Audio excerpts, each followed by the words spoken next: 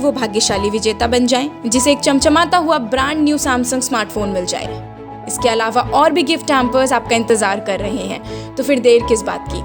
अभी हमारी YouTube channel को सब्सक्राइब करें, कमेंट करें, शेयर करें, हमारी वेबसाइट को विजिट करें और अपनी किस्मत चमकाएं। धन्यवाद।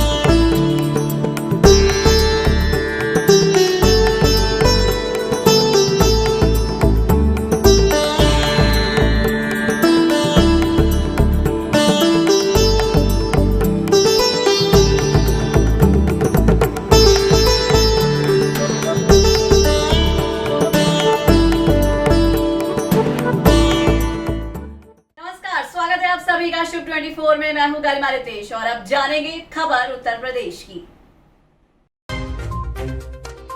सीएम योगी आज अपने सभी मंत्रियों के संग करेंगे बैठक। सीएम योगी के विरोधियों को पीएम मोदी का संदेश। आगरा में बोरवेल में गिरा बच्चा, रेस्क्यू ऑपरेशन जारी। बायो रेमिडिएशन पद्धति से गंगा में शैवाल को करेंगे नष्ट। हाईवे पर बढ़ेगा टोल टैक्स, 1 जुलाई से सफर महंगा। 48 घंटे में वेस्ट यूपी में मानसून, जोरदार बारिश के आसार।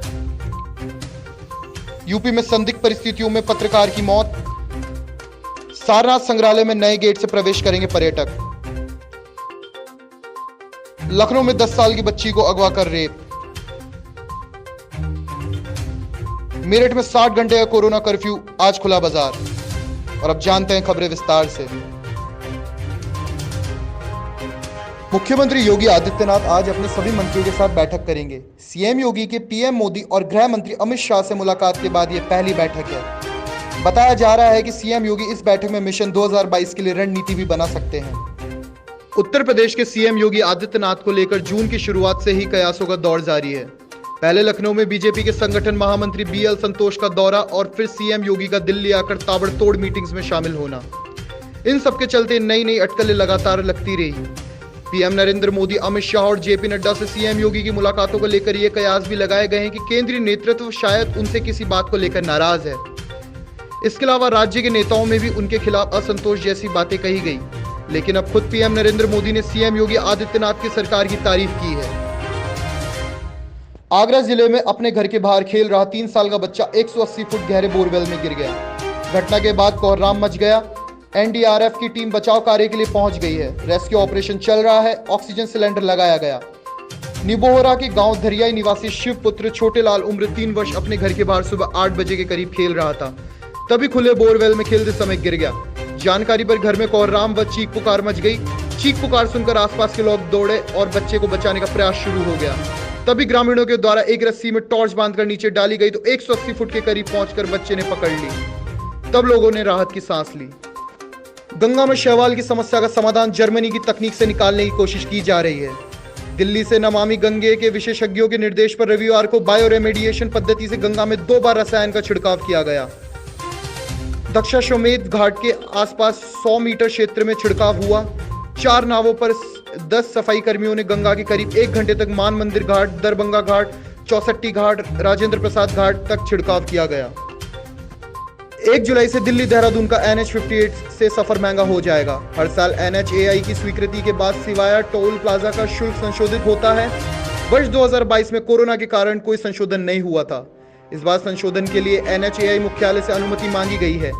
NHAI से आदेश होते ही 1 जुलाई से संशोधित दरें लागू कर दी जाएंगी। 3 जून को केरल में दस्तक के बाद मात्र 10 दिनों में देश के अधिकांश हिस्सों से गुजरकर मानसून रविवार को सहारनपुर में एंट्री मार दी। अप्रत्याशित रूप से बहुत अधिक तेज गति से आगे बढ़ रहे मानसून ने वेस्ट यूपी के कुछ हिस्सों को कवर कर लिया।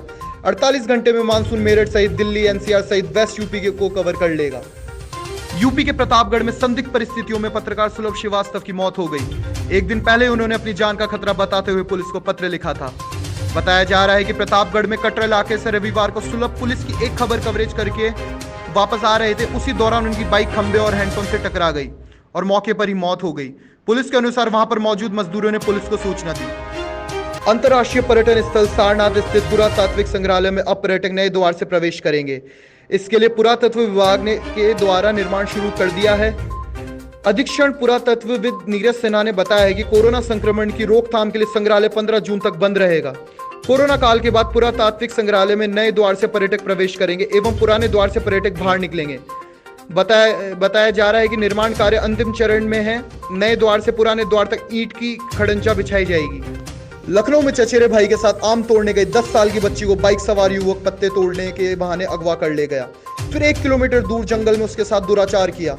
इसके बाद आरोपी छात्र को न्यू जेल रोड के किनारे छोड़कर फरार हो गया। राहगीरों ने बच्ची को रोते हुए देखा और कपड़ों पर खून लगा देख उसकी बात सुनी। उससे मिली जानकारी पर घर वालों को सूचना दी। पुलिस ने बच्ची का मेडिकल कराकर एफआईआर दर्ज कर ली है। सीसीटीवी कैमरे में फुटेज देखकर आरोपी का पता लगाया जा रहा है। व्यापारियों के कड़े विरोध के बाद अब मेरठ प्रशासन ने सोमवार की साप्ताहिक बंदी के आदेश को वापस ले लिया है। अब शुक्रवार की शाम 7 बजे से सोमवार सुबह 7 बजे तक 60 घंटे का कोरोना कर्फ्यू फिलहाल जारी रहेगा। सोमवार को सभी बाजार और व्यापारिक प्रतिष्ठान खुले रहेंगे। डीएम के बालाजी ने विभिन्न व्यापारिक संगठनों के विरोध और वार्ता के बाद सोमवार के साप्ताहिक बंदी के आदेश को वापस ले लिया है। डीएम की ओर से जारी आदेश के तहत पूरे जिले में सोमवार को साप्ताहिक बंदी निर्धारित की गई थी। उसका उद्देश्य कोरोना संक्रमण को नियंत्रित करना था। अब शासन ने कोरोना संक्रमण के प्रभाव और उसके प्रभावी नियंत्रण को लेकर दिशा निर्देश जारी किए गए हैं। हमारे उत्तर प्रदेश की में फिलहाल बस इतना ही। देश और दुनिया की तमाम खबरों के लिए देखते रहिए शुभ 24।